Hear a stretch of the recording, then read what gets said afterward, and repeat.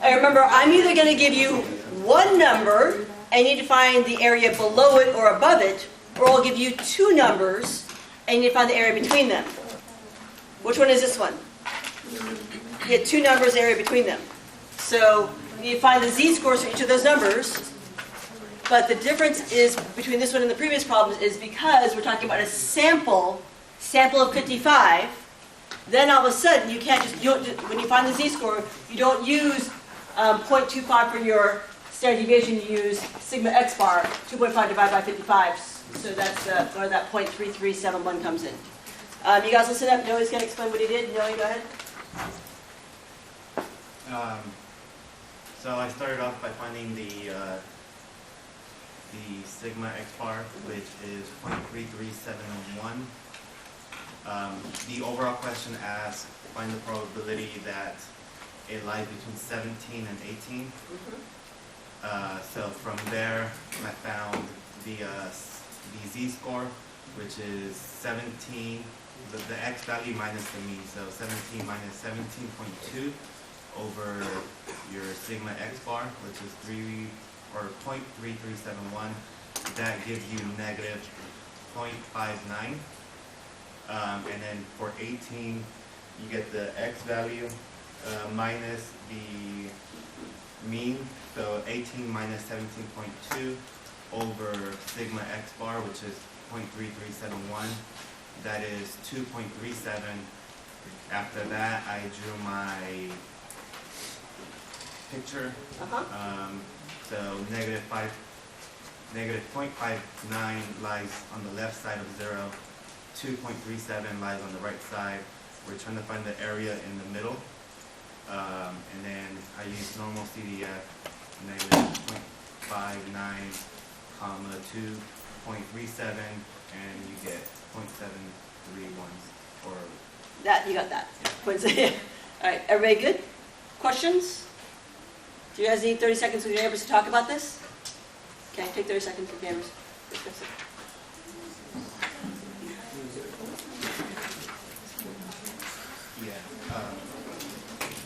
I did it that way because in the homework later you'll see what I'm done with her. You get like a z-score of 0.591. Go on your calculator and for normal CDF, then you can plug in like a second and then you hit the negative button and it'll just get the answer and then do it for you. And then you'll have like the exact thing. I'll probably start.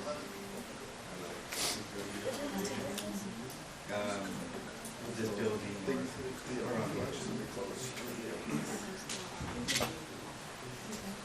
Yeah, no.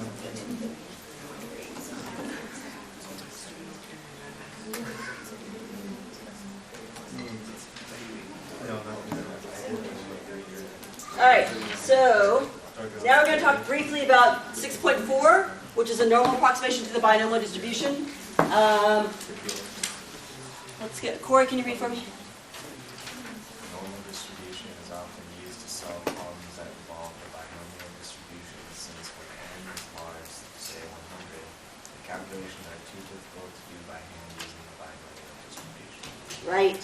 So in other words, if I wanted to know the probability, say I flip a coin 200 times, I want to know the probability of having 200 or more heads.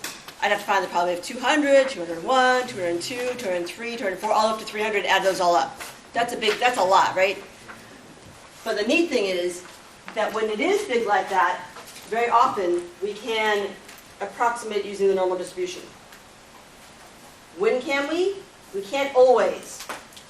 So here, see this is a binomial distribution with n is 15 and p is 0.2. Does that look very normally distributed?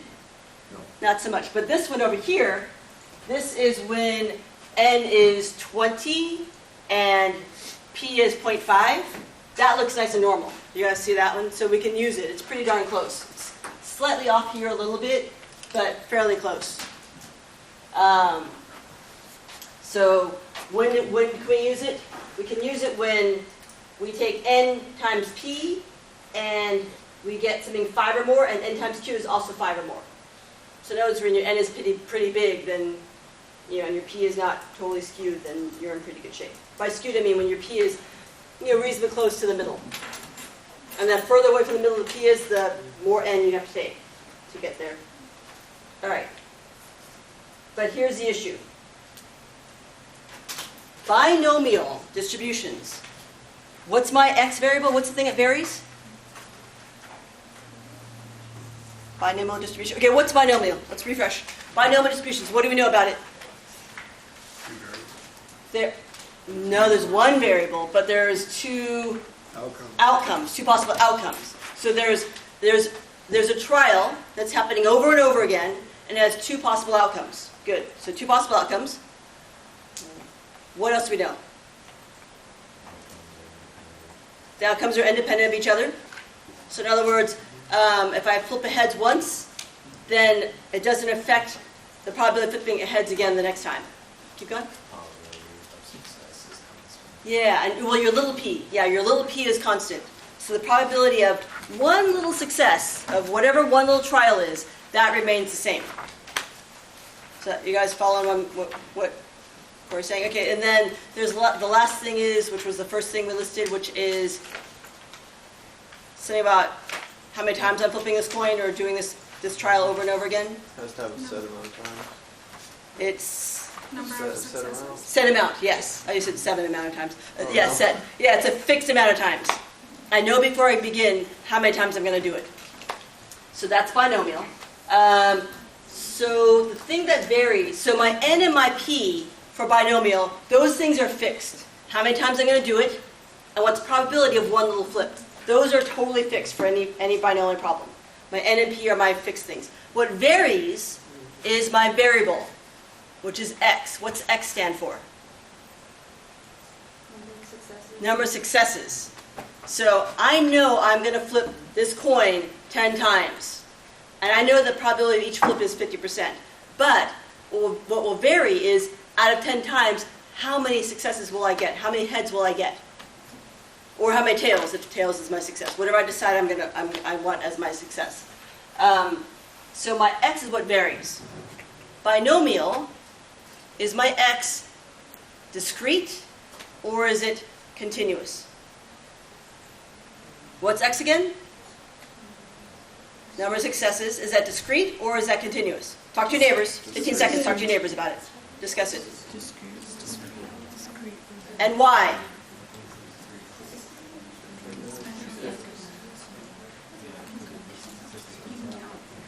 Which one is it, guys? Why? Because you count them. Yeah, between pick any two possibilities. So between, say, two successes and 5 successes, are there only a set number of options between 2 and 5 successes? I can have 2 successes or 3 or 4 or 5. Between 2 and 5, there's only a fixed number. Do you guys see what I'm saying? If it was inches, between 2 inches and 5 inches, I could have 2.1 inches, 2.11 inches, 2.111 inches, 2.11. Do you guys remember that? So there's an infinite number of possibilities between 2 and 5 if it's continuous. When it's discrete, you only have a fixed number of options in there, right? 2, 3, 4, 5. That's it. No other possibilities. So binomial is discrete. Normal distributions are continuous. So the problem is we have to have this correction for continuity. So what that means is we have to realize that we're taking something that's discrete and we're making it into something that's continuous. So if we're talking about continuous world, then here's 8. I'm at 8. I'm binomial.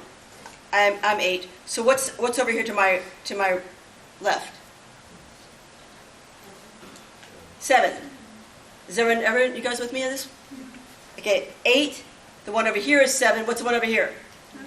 9. So really, 8, if I were to make it discrete, I mean, that's discrete. If I make it continuous, every possible answer, my boundaries are really from 7.5 to 8.5. Do Do you see what I'm saying?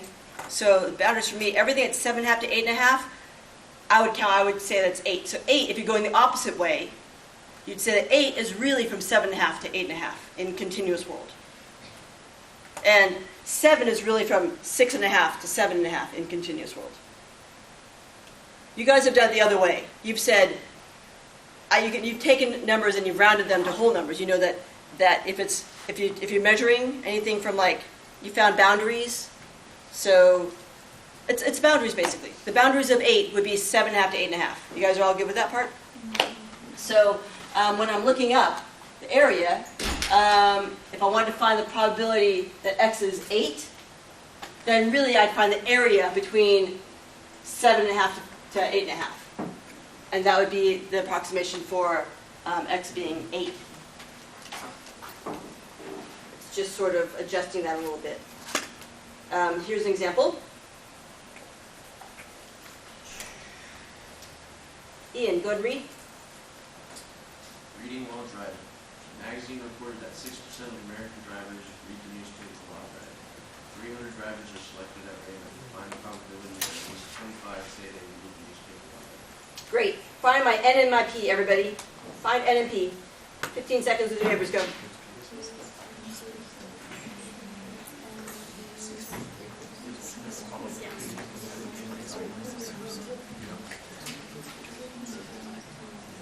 N and little p.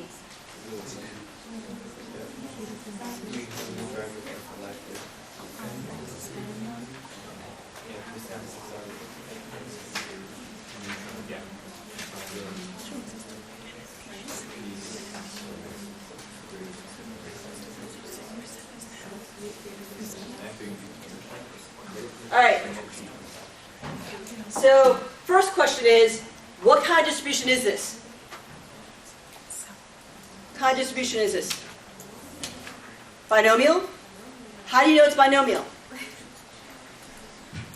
Either read the newspaper or they don't. Because it's either they do or they don't read the newspaper. So it's this thing that has, each trial has only two options. And I'm picking somebody and saying, do you read the newspaper? Over and over again. How many times am I doing that? 300 times. So everybody kind of follow me? So, and the probability of someone reading a newspaper is going to stay the same from person to person. The probability that I pick someone and they read a newspaper, it's the same probability. Okay, so that's the binomial. If you see something that only has two options, and you're picking them, you're doing it over and over again, you have a sample of them, then that's kind of your clue that it's binomial. All right, so what's my N? Yeah, this is my N. And what's my P? 0.06. Little p. Little p. 0.06. Yep. Little p is 6%, 0.06. All right, so now, what's my X in this case? Greater than 25. Yeah, so it's 25 or more. Everybody with me on this so far? So you could just find the probability of 25, 26, 27, 28, all up to 300 and add them up. Or we can do normal CDF. So here, draw my picture. Here's my, I don't know, 25 or more. Let's just figure out. So this would be 25 or more. 25 or more is over here. But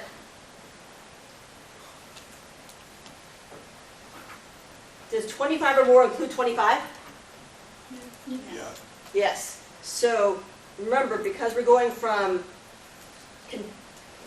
discrete world to continuous world, 25 is really from what to what? 24.5 to 25.5. So it means I need to include, it's really, I want 24.5 and above. So you'd have to do normal CDF. You'd find this z-score. So it's really, this is what you want here, which is really 24.5. Right? Because you kind of figure this one here is this one here would be, this would be 24. and this is 25, you want this 24.5 spot. So, let me go ahead and I'll just bump down here. So what would we do? First step, figure out whether you can use a normal approximation. So NP, 300 times 0.06 is 18, that's totally over 5, and N times Q is also way over 5, so we can use it. Next, find your mean and standard deviation. Remember, binomial is my favorite because mean and standard deviation are super easy to find. Mean is just NP, and standard deviation is just square root of NPQ. So we find those two, and we get the mean is 18, and standard deviation is 4.11. Then, we can write like that, but then really what we're really looking for is this one right here. Probability that x is greater than 24.5. So what's the z-score for 24.5? Find it. 24.5 minus the mean divided by the standard deviation, and we'll get 1.58. And we want greater than that, so we're going to shade like that. We'll get normal CDF of 1.58, comma 999, which is this. So using the normal approximation to the binomial, probability that at least 25 people read the newspaper while driving is 5.71%. Okay, now this was all stuff you have to do back in the old days. Old days being like when I was in college. So like maybe 30 years ago. Nowadays, you have these nifty things called TI-83 calculators and TI-84 calculators that can actually calculate, they can do the probability of 25, 26, 27, 28, 29, 30, all 300 and add them up. It's called Binom. Okay, if we're talking about cumulative, Binom CDF. So here, I think it's NPX. So let me just double check this. I'm going to play with it. So if I were to use that, let's try it. See what we get.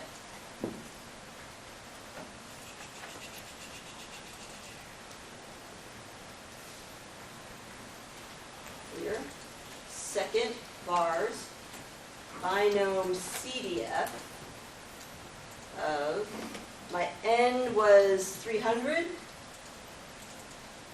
my P was 0.06, and I wanted 25. Oh, no. I think it takes from the bottom, so it would take 24. I want to find, I'll show you what I'm talking about in a minute. Right, so binom CDF is a little bit tricky.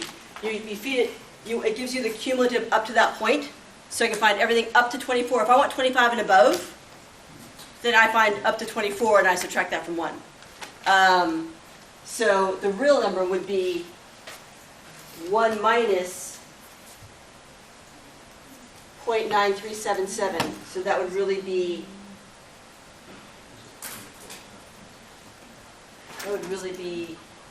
this number here.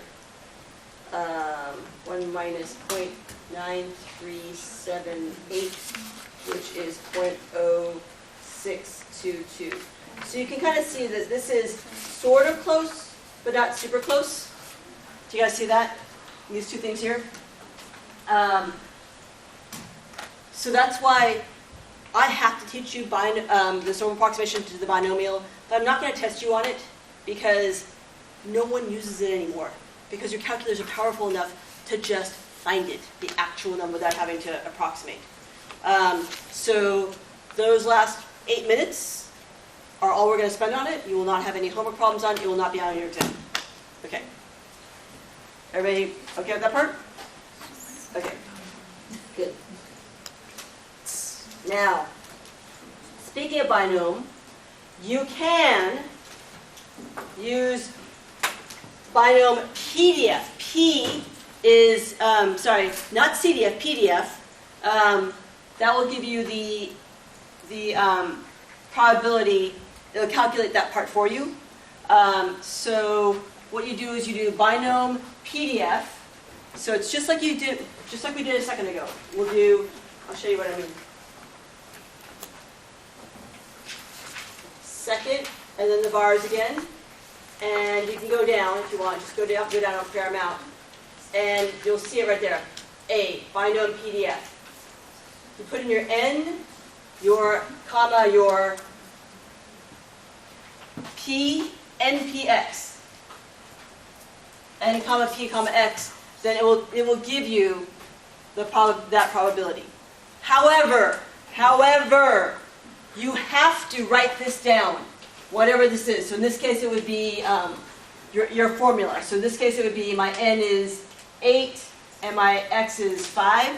So you'd have to write down 8 choose 5 times 0.43 to the 5th times 0.57 to the 3rd. And then if you want, you can totally use binom PDF to calculate that and write that number in there. So everybody, you guys understand what I'm saying? Yes? No? No. Okay. So how do you find how would I find the probability of 5 items? So here, let me just tell you what I'm talking about. We have a problem. Your N is 8. Your little p is 0.43. And your X, I want to find the probability that of having exactly 5 successes. You guys know that how do I find the probability of that? N choose X times little p to the X times little q to the N minus X. Everybody familiar with that part? Good? Okay. So you have to write out for me this here.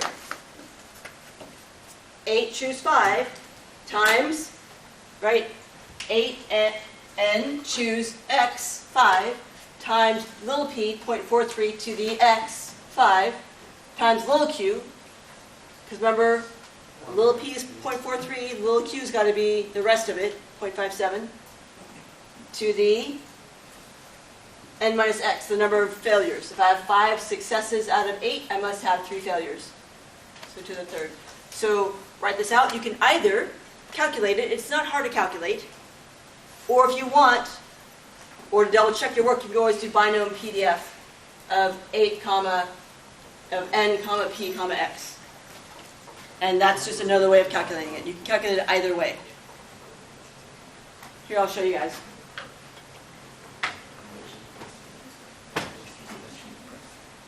We'll do it together if you want. So here I can do 8 choose 5. 8 math probability 5 enter, and then times 0.43 to the 5th times 0.57 to the 3rd, and I get this. Or I could do second vars binom PDF of N. My N is 8, comma my P, little p is 0.43, comma my X, which is 5. And it gives me the same exact number. Do you guys see that? Mm-hmm. So you can do it either way. Or you can just use that as a double check.